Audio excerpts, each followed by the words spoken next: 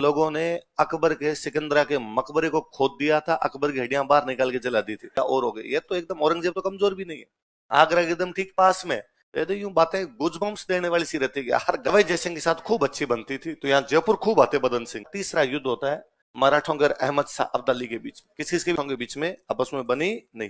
तो राजा सूरजमल ने मराठों को कहा था भाई मैं आपके साथ चल को हरा दिया, तो मराठे वहां से वापस लौटे। उन लौटते हुए मराठों को भरतपुर में शरण देने वाले कोई राजा थे तो कौन थे? तो पानीपत वाली जो मूवी बनी थी उसमें सूरजमल जी को विलन बना के छोड़ दिया। एक कारण और है, बाहर वाले साथ ये भी जानते पर अटैक किया था। दिल्ली में बादशाह हुआ था जहांगीर। कौन हुआ था? जहांगीर बापड़ा दारूड़ी आदमी था, झूले पे झूलती झूलती राज करती। सूरजमल जी झूला उतार लाए, उन्होंने कहा इधर लाओ और किया जाए इधर। इस बार गेट लाए। अंग्रेजों ने 5 अटैक किए। कितने अटैक किए? भरतपुर का किला नहीं जीत पाए थे, इसलिए भरत यार सुदूर पाकिस्तान बॉर्डर पे किसी गांव के अंदर गीत गाया जाता है, गोरा हट जा रहा राज भरतपुर को है। आज भी गांव के अंदर गीत गाया जाता है, 8 फिरंगी 9 गोरा लड़े जाट का 2 छोरा। और वैसे जाटों की राजस्थान में 2 रियासत थी, भरतपुर और धौलपुर। कौन कौन सी? जो पहले भी हमने पढ़ा है कि औरंगजेब का जब राज आ गया था तो औरंगजेब के राज में चारों तरफ विद्रोह होने शुरू हो गए थे। हमने बीच बीच में कई विद्रोह की बात की। हमने पढ़ा संभाजी, साउथ इंडिया में उधर शिवाजी संभाजी बाप बेटे लगे हुए थे, इधर अपने मेवाड़ वाला राणा राज सिंह, मारवाड़ के अंदर दुर्गादास राठौड़। तो औरंगजेब के टाइम में मुगल साम्राज्य के खिलाफ चारों तरफ से विद्रोह थे। कारण भी था, एक तो औरंगजेब की धार्मिक नीतियां बहुत ज्यादा कट्टर होती जा रही थी। औरंगजेब इतने युद्ध लड़ रहा तो युद्धों में उसको पैसे चाहिए ज्यादा, तो पैसे चाहिए तो इस चक्कर में उसने टैक्स बढ़ाने शुरू कर दिए। अकाल पड़े में फिर भी क्या बढ़ाया जा रहा था? टैक्स। तो फिर लोगों को ये और लगने लग गया कि औरंगजेब टैक्स इसलिए बढ़ा रहा है क्योंकि हम मुसलमान नहीं है, गैर मुस्लिम, इसलिए औरंगजेब हम पर क्या बढ़ा देता है? टैक्स। तो वो धार्मिक नीतियां आर्थिक नीतियां कॉकटेल बन गई उसके, और उसके खिलाफ भयंकर विद्रोह होने शुरू हुए। उन्हीं विद्रोह में से मथुरा के आसपास में विद्रोह करता है, उस व्यक्ति का नाम है गोकुला। क्या नाम है? किसान मथुरा के आसपास के जाट किसानों को लेकर औरंगजेब के खिलाफ क्या कर दिया, और गजब लड़े यहाँ पर ये लोग। मतलब औरंगजेब को विद्रोह दबाने में जोर आ गया था यहाँ पे कि किसानों का विद्रोह है और बादशाह को दबाना पड़ रहा है, बादशाह को आना पड़ रहा है, इसके लिए तो बड़ा विद्रोह हो गया अपने आप में। और औरंगजेब भाई शक्तिशाली राजा था उस टाइम, तो जैसे तैसे करके उसने विद्रोह को एक बार विद्रोह दबा, थोड़े दिन लोग शांत रहे, जैसे तैसे करके उसने विद्रोह दबा के रखा। पर ऐसी क्रांति की चिंगारियां कहां दबती है? 1687 के आसपास में राजाराम अपने भरतपुर में गांव है सिनसिनी। कौन सा गांव है? सिनसिनी के एक जाट जमींदार है। 1687 के आसपास वापस औरंगजेब के खिलाफ विद्रोह करते हैं। इस बार तो गजब ही कांड कर गए लोग। मुगलों की राजधानी है आगरा। कौन सी राजधानी है? हालांकि शाहजहां के टाइम दिल्ली चली गई थी, फिर भी आगरा उनका एक बड़ा सेंटर है। आगरा के पास में एक जगह पड़ती है सिकंदरा। कौन सी जगह? ये अपने दोसा वाला नहीं, आगरा के पास में जगह है सिकंदरा। वहां पे अकबर का मकबरा है। किसका मकबरा है? तो मुगलों में सबसे बड़ा बादशाह कौन? अकबर। अकबर का मकबरा कहां बना हुआ? सिकंदरा। इन लोगों ने अकबर के सिकंदरा के मकबरे को खोद दिया था, अकबर की हड्डियां बाहर निकाल के जला दी थी। कहा अकबर भूत बन के घूम रहा है, जलाओ जलाओ, जलाते हैं आज अकबर को। आप कभी सोच के देखिए कि साहब राजधानी के ठीक नजदीक आपका सबसे बड़ा जो बादशाह था उसका मकबरा खोद गए। इसका मतलब है तुम्हारी सल्तनत की कब्र खोद दी है, अब तुम्हारी सल्तनत चलने वाली नहीं। भाई ये हिम्मत वाला काम किया है भाई, कोई कर सकता। ये तो राजधानी है। भले दिल्ली आपका मुख्य केंद्र बन गया था, पर फिर भी आगरा अभी तक बड़ा केंद्र हुआ करता था उनका। आगरा के ठीक नजदीक सिकंदरा है, वहां पर जाके आपकी हड्डियां निकाली और निकाल के उनको जला दिया। और बड़ी बात, अकबर का मकबरा लूटा है। अकबर मुगल सत्ता का प्रतीक है। मुगलों में सबसे बड़ा बादशाह वो कौन सा है? कई बार ये घटनाएं यूं, कई बार ये लगता है कि यार हाँ ठीक है, गए गए और जाके इस प्रकार की घटना कर दी। कई बार ये भी है कि विरोध का प्रतीक है। तो शताब्दियों से जो अंदर का गुस्सा था वो फूटा है, वरना क्या निकलता है? हड्डियां जलाने से क्या मिल रहा था उनको? पर उनका गुस्सा था कि अब नहीं, हम कई सालों से तुमसे पीड़ित है। वो गुस्सा कहीं ना कहीं तो फूटे। वो फूटे इस चीज के अंदर फूटा है, इसको निकालो रब बाहर। ये भूत बना हुआ भटकता रहता है पहले, तो अकबर को निकाल के बाहर ही निकाल दिया अकबर को। अब औरंगजेब इस विद्रोह को भी जैसे तैसे करके दबाते। मुगलों का पीक टाइम है, औरंगजेब बहुत बड़ा बादशाह है, उस पीक टाइम में जाके इस प्रकार की घटना करना, इस प्रकार से मकबरे को लूट लेना एकदम आगरा के पास में जाके, कि दूर दराज के कि कहीं साइड में पड़ा था मुगलों का, लाहौर से भी आगे कोई मकबरा था, उसमें इस प्रकार की चीज होगी। तो समझ में आता है यार वहां तो मुगलों का इतना जोर नहीं चल रहा था, तब मुगल कमजोर हो गया और हो गए। ये तो एकदम औरंगजेब तो कमजोर भी नहीं है, आगरा के एकदम ठीक पास में। ये तो यूं बातें गुजबम्स देने वाली सी रहती है, हर गजबी कांड कर गया अपने वाले इस मामले में तो। पर अब औरंगजेब के मरने के बाद मुगल साम्राज्य भी धीरे धीरे कमजोर पड़ता जा रहा था, वो उधर कमजोर पड़ते जा रहे हैं, ये उतने क्या होते जा रहे हैं, शक्तिशाली। तो जैसे औरंगजेब शक्तिशाली था तो औरंगजेब जैसे तैसे करके विद्रोह दबा रहा था, औरंगजेब के मरने के बाद मुगल बादशाह बेलखने हो गए, तो अब वो विद्रोह दबने वाले नहीं थे, तो इन्होंने राज्य स्थापित कर लिया। तो पहले तो लड़ाई ये है कि मुगलों को टैक्स नहीं देंगे। अब तो ये था कि मुगलों की गाड़ियां इधर से जाएगी तो हम टैक्स लेंगे। इधर चूड़ामन की मृत्यु है, चूड़ामन की मृत्यु के बाद यहाँ पर दो लोग आपस में लड़ रहे हैं, दो भाई भाई आपस में लड़ रहे हैं राज के लिए। एक है मोहकम सिंह और एक आपके मोहकम सिंह और बदन सिंह। ऊपर बादशाह बना हुआ आपका मोहम्मद शाह रंगीला। ये आपस में लड़ रहे हैं, वो तो छोड़िए, ये मुगलों को टैक्स नहीं दे रहे, मुगलों के लिए टेंशन वो थी। तो मुगलों ने सवाई जय सिंह को भेजा, मोहम्मद शाह रंगीला ने किसको भेजा कि तू यार राजस्थान का है, तू इस मामले को देख ले। सवाई जय सिंह आया, सवाई जय सिंह देखा कि यहाँ पे दो भाई भाई आपस में लड़ रहे हैं, कौन कौन, मोहकम सिंह और बदन सिंह। राजा बन के कौन बैठा हुआ है, मोहकम सिंह। तो सवाई जय सिंह ने बदन सिंह को कहा यदि तू मेरी साइड में आ जाए तो मैं तेरे को राजा बना सकता हूँ। ठीक है, तो बदन सिंह को दी गई डीग की जागीर। कौन सी जागीर दी गई, उपाधि दी गई ब्रिजराज। कौन सी, वो प्रदेश ब्रिज प्रदेश कहलाता है। आज के बाद तो ब्रिज का राजा घोषित किया जाता है, मतलब मुगल एक प्रकार से अथॉरिटी दे रहे हैं, अब तुम यहाँ के क्या हो, राजा। वरना पहले तक ये था कि भाई नहीं, क्लेश चल रहा है कि हम यहाँ का टैक्स देंगे, हम यहाँ का टैक्स नहीं देंगे। अब तो मुगल कह रहे तुम यहाँ के राजा हो, इसका मतलब अब तुम्हें टैक्स देने की तो कोई आवश्यकता, तुम अपना टैक्स यहाँ के लोगों का ले सकते हो। तो कौन सी जागीर दी गई। तो सवाई जय सिंह के साथ खूब अच्छी बनती थी, तो यहाँ जयपुर खूब आते बदन सिंह, इसलिए अपने जयपुर में जगह है बदनपुरा, जयपुर शहर के अंदर बास बदनपुरा। सवाई जय सिंह का भाई मेरे दोस्त के नाम पर एक कॉलोनी का नाम ही कर दिया जाए, तो कॉलोनी का नाम ही क्या रखा गया, बास बदन। तो भरतपुर के जाट राज्य का वास्तविक संस्थापक, इंटेलिजेंट, बड़े इंटेलिजेंट आदमी थे, उतने इंटेलिजेंट जितना इंटेलिजेंट आपका प्लेटो था। इसलिए या तो जाटों का प्लेटो, या प्लेटो का बाद में हमने हिंदी में नाम कर रखा था अफलातून। क्या कर रखा था, अपने हिंदी वाले इस मामले में जोरदार थे। बंदे का नाम था सोक्रेटिस, हमने क्या सुकरात। बंदे का नाम था एरिस्टोटल, हमने क्या अरस्तु, वहां तक ठीक था। बंदे का नाम था प्लेटो, हमने क्या अफलातून। इस्लाम में ये माना जाता है कि भाई जो तीन धर्म, ये यहूदी, ईसाई और इस्लाम, कौन से तीन धर्म, यहूदी, ईसाई और इस्लाम, ये तीनों मानते हैं कि भगवान एक है, भगवान, और उसको आज तक किसी ने देखा नहीं है। भगवान एक है और उसको आज तक किसी ने देखा। अब यदि आपने किसी को देखा ही नहीं है तो क्या उसकी पेंटिंग बना सकते हो, क्या उसकी मूर्ति बना सकते हो। इसलिए तीनों धर्म कहते हैं मूर्ति पूजा होती, पर वो भगवान दुनिया को चला रहे हैं। तो कैसे चलाते हैं भाई साहब, गड़बड़ियां आएगी तो दूर कैसे करेंगे, तो अपना दूत भेजते हैं। क्या भेजते हैं, टाइम टू टाइम अपना एक दूत मैसेंजर भेजते हैं, और दुनिया में जो भी गड़बड़ियां आई उन गड़बड़ियों को दूर करके वो वापस चले जाते हैं। यहूदी कहते हैं वो जो दूत आए थे उनका नाम था मोजेस, क्या नाम था। ईसाई कहते हैं वो जो दूत आए थे उनका नाम था आपके ईसा मसीह, क्या नाम था। और मुसलमान कहते हैं वो जो दूत आए थे वो थे मोहम्मद साहब। दूतों को बोलते हैं पैगंबर, क्या बोलते हैं। तो एक मोजेस पैगंबर है, ईसा मसीह पैगंबर है, वैसे वैसे पैगंबर कौन है, मोहम्मद साहब। मोहम्मद साहब की जब डेथ हो गई थी तो अब कहा भाई मोहम्मद साहब राजा भी थे, उन्होंने एक राज स्थापित कर रखा था पूरा। तो मोहम्मद साहब राजा थे, मोहम्मद साहब धार्मिक प्रमुख थे, धर्म की बातें भी वही बता रहे थे, राज्य को भी वही संभाल रहे थे। तो अब मोहम्मद साहब वाली सीट पर कौन बैठे, तो मोहम्मद साहब वाली सीट पर जो भी बैठा करते थे उनको बोलते थे खलीफा। क्या बोलते, जो भी मोहम्मद साहब के बाद में उस राज्य के उत्तराधिकारी बने वो क्या कहलाए, खलीफा। तो माना जाता है कि मुसलमानों के जो भी राज्य है उनका सबसे बड़ा कोई राजा है तो राजा कौन है, खलीफा। भारत में जब मुसलमानों ने राज स्थापित किया तो उन्होंने अपने नाम के आगे उपाधि क्या लगाई, सुल्तान। इसका मतलब हम खलीफा की सत्ता को मानते हैं। किसकी सत्ता को मानते हैं, यदि मुस्लिम राजा खलीफा की सत्ता को स्वीकार करता है तब तो वो क्या कहलाया, सुल्तान। फिर आया बाबर, बाबर ने कहा अपुनिज भगवान है, उसने खलीफा की सत्ता को मानने से मना कर दिया, इसलिए वो क्या करने लगे, मोटा। मैंने पहले भी कई बार आपको बात बताई होगी, अपने इतिहास पढ़ने में हमेशा एक लोचा है, या अपने जो पढ़ते हैं या पढ़ाते हैं सब में ही मान लीजिए बातें। अपने यह रहता है कि राजाओं का मतलब युद्ध है ना, हम और राजाओं के युद्धों को हम प्राथमिकता देते हैं। इसलिए मैंने बताया था कि महाराणा प्रताप भी पढ़ते हैं तो नॉर्मली महाराणा प्रताप के बारे में किसी से पूछा जाए तो वो कहेगा भाई हल्दी घाटी का युद्ध, देवेर का युद्ध। हम उनके बाकी जो भी व्यक्तित्व के गुण होते हैं ना, या बाकी जो सुधार होते हैं उनकी तरफ हम ध्यान ही नहीं दे पाते। ध्यान देने वाली बात वहां पर यह है कि मेवाड़ की चित्रकला किसके टाइम में शुरू हुई है, महाराणा। राजस्थान की चित्रकला, मेवाड़ की चित्रकला का महत्वपूर्ण स्थान है, वो शुरू किसके टाइम में हो रही है, महाराणा। ध्यान देने वाली बात यह है कि उनके दरबार में एक राइटर है चक्रपाणि मिश्र, और उससे उन्होंने किताब लिखवाई विश्व वल्लभ, जो किसकी जानकारी दे रही है, उद्यान और बगीचे, उद्यान और बगीचों की जानकारी देने वाली किताब है ना।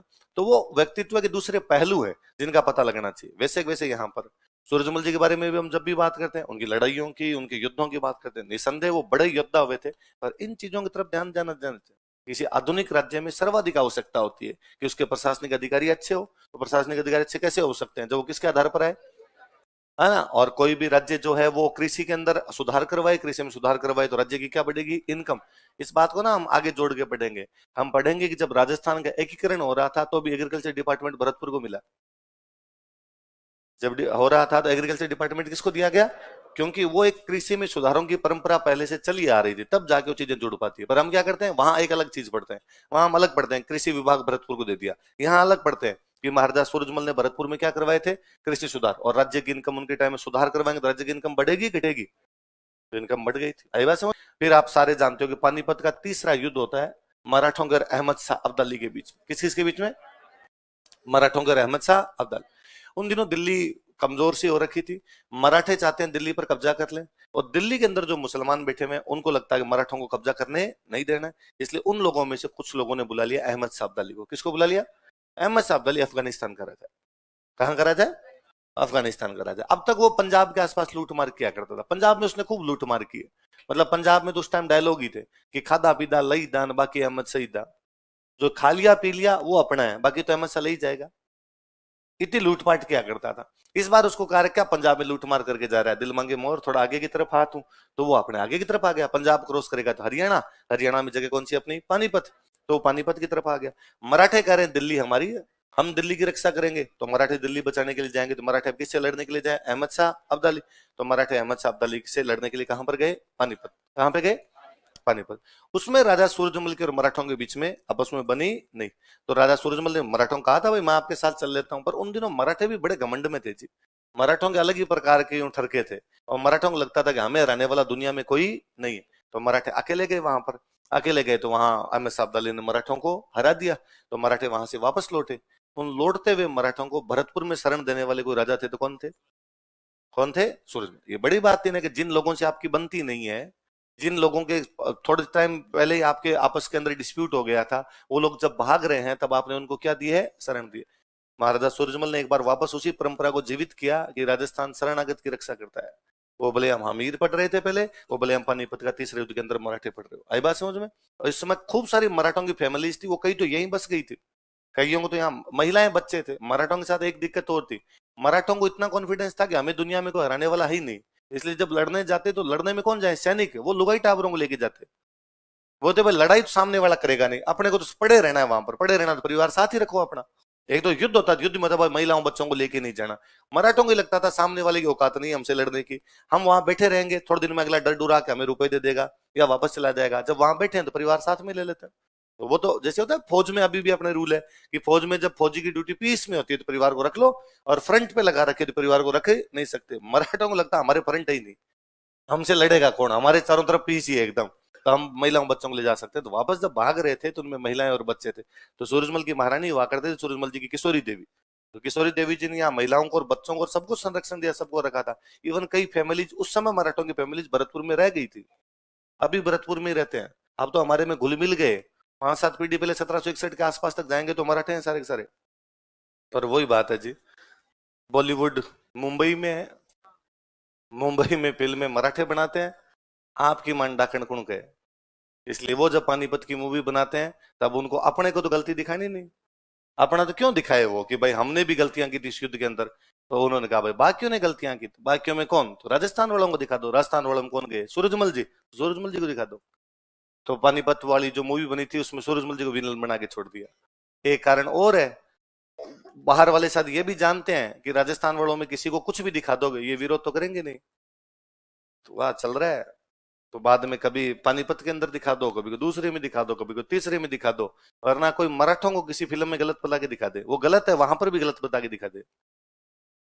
वो शाम से पहले पहले आके कांच तोड़े कि कौन मूवी बना रहा था, हमारे सामने आओ।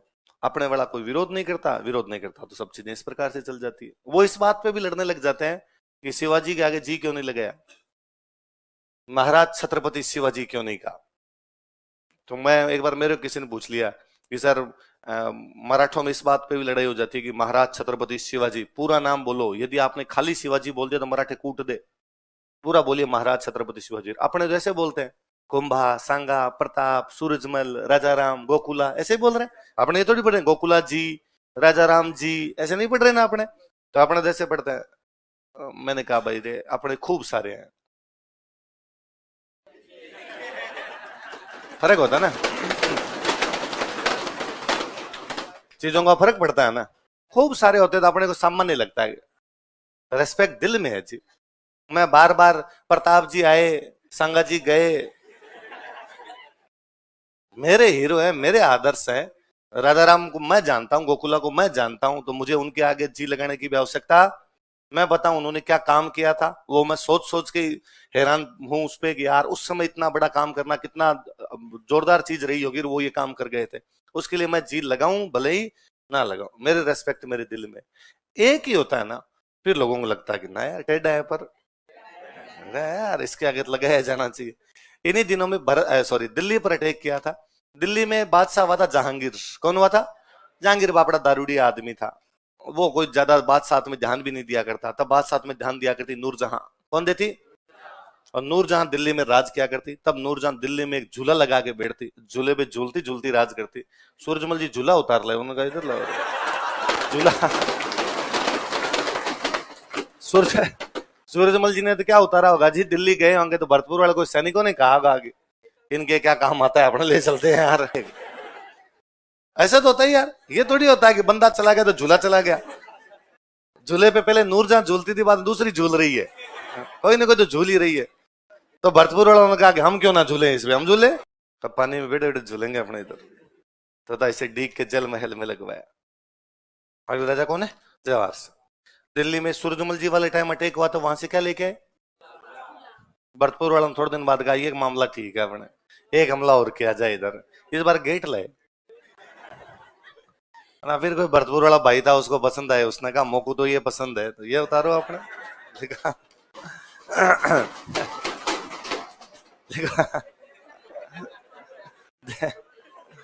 देखो दिल्ली पर आक्रमण, हाँ हाँ झूला भी लगा हुआ है, हाँ पर तुम्हें नहीं झूलने देंगे। हाँ हाँ ऐसे नहीं, मतलब तुम सबको फिर लेना जाके कि नूरजहां वाले झूले पे झूलते हैं आपने। सही बात है। चलो पर डीग डीग कितने लोगों ने देखा है? डीग कितने लोग? हाँ अच्छा डीग के नहीं, डीग के हो वो तो डीग देखोगे, तुम जाओगे कहां? और बाहर के लोगों ने कितने लोगों ने देखा है? हाँ तो तुम तो गए नहीं दोनों डीग। ये तो हाँ झूला है वहां पे। इस बार तुम छुट्टियां मिलते ही जाओ, झूल के आओ, एक वीडियो बनाओ इंस्टाग्राम पे लगाओ। हाँ जिले अब बड़ी बात थी भाई, दिल्ली जीत गए। दिल्ली जीत गए तो इस जीत की याद में एक बुर्ज बनवाई थी, उसका नाम था जवाहर बुर्ज। क्या नाम था? बुर्ज का मतलब टावर, वही है ना, टावर बनाते थे। जवाहर सिंह जीत गए इसलिए कौन सी बुर्ज बनाई गई? बाद में ना जवाहर सिंह जी के बाद में भरतपुर में जितने भी राजा बने उनका राज तिलक कहां पर बिठा के किया जाता था? जवाहर सिंह बाद जो भी राजा उनका राज तिलक कहां पर हुआ? जवाहर बुर्ज, ताकि उनको फील आए कि साहब ये बुर्ज हमने तब बनाई थी जब हमारे पूर्वज क्या जीत के आए थे? दिल्ली। और वो दरवाजे भी उस साइड में लगाए जिस साइड में दिल्ली है, ताकि दिल्ली से आने वाला देखे कि दरवाजे कहां से लाए गए? दिल्ली। अभी आपको एक बात बताई, उधर लसवाड़ी वाला युद्ध चल रहा था, बताया था। तो ये अपने अलवर भरतपुर की बाउंड्री पर मराठे और अंग्रेज लड़ रहे थे। तो अंग्रेजों को अपने वालों की आवश्यकता थी, अपने वाले मराठों से परेशान थे। मराठे उन दिनों लूटमारन कर रहे थे, तो अपने वालों ने अंग्रेजों के साथ क्या कर ली? संधि। पर काम की बात आगे वाली है। अब मराठों की अंग्रेजों की आपस में बनती नहीं है, अपने वाले अंग्रेजों से क्या कर रहे हैं? संधि। इसका मतलब अपने वाले एक प्रकार से मराठों की क्या है? खिलाफ। अब वो युद्ध चल रहा है, अंग्रेजों और मराठों के बीच में युद्ध चल रहा है। मराठों का एक सेनापति है, उसका नाम है जसवंत राव होलकर। क्या नाम है? अब होलकर आगे आगे, अंग्रेज उसके पीछे पीछे। होलकर भरतपुर आ जाता है। कहां पर आ जाता है? भरतपुर के राजा की संधि किससे? होलकर किसका दुश्मन है? फिर भी होलकर को शरण दे दी थी।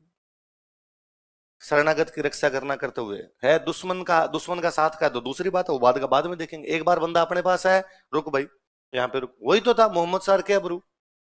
अमीर के क्या लग रहे थे? अमीर के तो कुछ भी लगते नहीं थे। ये कहा जसवंतराव होलकर उल्टा दुश्मन हो रहे हैं, मराठे दुश्मन है। फिर भी होलकर आया तो होलकर को कहा रुक, तू आराम से शरण ले जाए पीछे पीछे। अंग्रेजों को पता था भरतपुर का राजा अपना दोस्त है, भरतपुर के राजा ने अपने से क्या कर रखी है? संधि। अंग्रेजों का एक सेनापति आता है लॉर्ड लेक। कौन आता है? और लॉर्ड लेक आया, उसने रणजीत सिंह जो आ गया, अरे रणजीत सिंह जी हाँ तो दोस्त हो अपने रणजीत सिंह जी ने, हाँ पक्के दोस्त हैं, कि वो एक हमारा बंदा, हाँ वो अंदर चाय पी रहा है, होलकर आया हुआ है, तो अब उसको दे दो। दे दो क्यों? तो हमारा दुश्मन तुम्हारा है, मेरा थोड़ी है। तो तू हमारा दोस्त है ना? हाँ पक्का। तो वो दुश्मन है, ना ना ये मैथमेटिक्स ऐसे नहीं होती है, ए बराबर बी बराबर सी ऐसे नहीं होते भाई साहब। तुम दोस्त हो, अच्छे दोस्त हो, पर वो भी मेरा दुश्मन, वो तुम्हारा दुश्मन हो सकता है, मेरा दुश्मन है। और उससे भी बड़ी बात, वो भले ही दुश्मन होता पर अब वो शरणागत है, और शरणागत की रक्षा करना हमारा हमारा कर्तव्य है, हमारा धर्म है, पीढ़ियों से परंपरा है भाई साहब। कोई पास में है, वह शरणागत है, और उसको कैसे छोड़ दिया जाए? तो तुम क्या करोगे? लड़ाई कर लूंगा तुमसे, और क्या कर लूंगा? हम हमला करेंगे, वो तुम्हारी इच्छा, जो तुम्हें करना वो कर कुरा लो। ये जसवंतराव होलकर को तुम्हें सौंपा, अंग्रेजों ने 5 अटैक किए। कितने अटैक किए? भरतपुर का किला नहीं जीत पाए थे, इसलिए भरतपुर के किले का नाम पड़ा लोहागढ़। क्या नाम पड़ा? किला उतना ही सशक्त है, किला जैसे लोहे का बना हुआ किला, लोहे का किला नहीं तोड़ा जा सकता, वैसे क्या नहीं टूटा? क्या नहीं टूटा? भरतपुर। फाइनली बाद में भरतपुर वालों के अंग्रेजों के बीच वापस संधि हुई, वापस कहा गया कि ठीक है रही जसवंतराव होलकर को छोड़ो। होलकर खुद ही संधि कर कुरा लेता है, फिर होलकर यहां से गया, तब जाके युद्ध इनके बीच का क्या हुआ? समाप्त। तो कौन से सेनापति ने हमले किए? तो दिल्ली पर जीत की याद में जो क्या बनी थी? जवाहर बुर्ज। किसने बनवाई? जवाहर सिंह। अंग्रेजों पर जीत की याद में क्या बनी? फतेह बुर्ज। फतेह बुर्ज किसने बनवाई? और तब यूं गीत गाए गए। मेरा जो प्राइमरी एजुकेशन है वो ठेठ पाकिस्तान बॉर्डर पे गांव के अंदर हो रखी है, मतलब हमसे पाकिस्तान 8 किलोमीटर आगे था। और वहां उस क्षेत्र में होली पर, हमारे होली वाला सीजन आता, गीत गाते हैं, तो होली में गीत गाते थे। तब गाते थे कि गोरा हट जा रे राज भरतपुर को, कि गोरा हट जाए, यहां से किसका राज शुरू हो रहा है? भरत। तब मुझे लगता है कि यार उसको आज फील आया है, तब मुझे लगता है कि यार ये पूर्व से पश्चिम, भरतपुर राजस्थान का पश्चिम पूर्वी छोर, जहां गीत गाया जा रहा है वो पूरा पश्चिमी छोर है, उसके बावजूद यहां से वहां तक गीत गाए जा रहे हैं। इसका मतलब हम उस मध्य काल से ही आपस में जुड़े हुए थे, सूचनाएं एक जगह से दूसरी जगह पहुंच पा रही थी, यहाँ वाले की अच्छी बात वहां वाले को भी गर्व में भर रही थी। वहां पर खड़ा एक आदमी भी इस बात का गीत गा रहा था। और मैंने आपको बताया था कि अमर सिंह राठौड़ नागौर के राजा थे, पढ़ा था हमने? अमर सिंह राठौड़ पर नौटंकी होती है भरतपुर में, पश्चिम वाले की बात पूर्व में, पूर्व वाले के गीत पश्चिम के अंदर, दोनों तरफ गाए जा रहे हैं। ये राजस्थान का एकत्रीकरण है, ये राजस्थान एक है, राजस्थान आपस में जुड़ा हुआ। यार अंग्रेजों ने 5 हमले किए, 5 हमले में हमने उनको हरा दिया, इसलिए हमारे भरतपुर किले को क्या कहते हैं? और हम पढ़ रहे हैं कि ठेठ यार सुदूर पाकिस्तान बॉर्डर पे किसी गांव के अंदर गीत गाया जाता है, गोरा हट जा रहा राज भरतपुर को है। आज भी गांव के अंदर गीत गाया जाता है, 8 फिरंगी 9 गोरा लड़े जाट का 2 छोरा। और हमने बार बार कई जगह पढ़ा कि प्रशासन संभालने के लिए राजा अपने भाइयों को भूमि बांट दिया करता। होता क्या था? एक रियासत है, उसमें एक राजा होता, राजा के खुद के पास जो भूमि होती है उसको बोलते खालसा। क्या बोलते? और राजा अपने भाइयों को भूमि बांटा करता। ये जो भाइयों को भूमि बांटता, इस भूमि को बोला करते जागीर। क्या बोलते? या इसको बोलते ठिकाना। क्या बोला करते? अपने पढ़ते हैं कि मेवाड़ का सबसे बड़ा ठिकाना सलूम्बर था, पढ़ते हैं अपने। और जिन भाइयों को जागीर या ठिकाने मिलते थे उनको बोलते सामंत। क्या बोलते? राजा अपने भाइयों को बांटता, इसलिए व्यवस्था बंधुत्व पर आधारित थी। किस पर आधारित है? ब्रदरहुड, भाइयों भाइयों में बांटता है। अच्छा, एक भाई को ये ठिकाना दे दिया गया, अब ये मर गया, इसके बाद इसका बेटा, इसके बाद इसका पोता, इसका मतलब व्यवस्था वंशानुगत है। व्यवस्था कैसी है? वंशानुगत। ये मानते थे कि जो राज्य है ना, पूरा राज्य, ये राजा का अकेले का नहीं है, ये सभी भाइयों का है। राज्य राजा की व्यक्तिगत संपत्ति नहीं है, बल्कि सभी भाइयों की सामूहिक धरोहर है। सभी भाइयों क्या है? कलेक्टिव हेरिटेज है, सभी भाइयों की सामूहिक धरोहर है। इसलिए अब मान लो ये पड़ोस वाला राजा है, ये राजा इस राजा पर हमला कर रहा है, हिसाब से तो राजा राजा की लड़ाई है, लेकिन फिर भी सारे के सारे सामंत जो थे वो अपने राजा का साथ देने के लिए जाते, क्योंकि ये जो राजा इन सामंतों के लिए केवल राजा नहीं है, उनका भाई है। ये जो जमीन है ये इस राजा की नहीं है, ये इन सारे भाइयों के बाप की थी।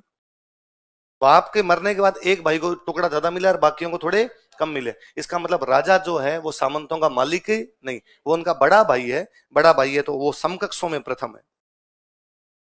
तो क्या है? First among the equals. आप क्यों मान लीजिए।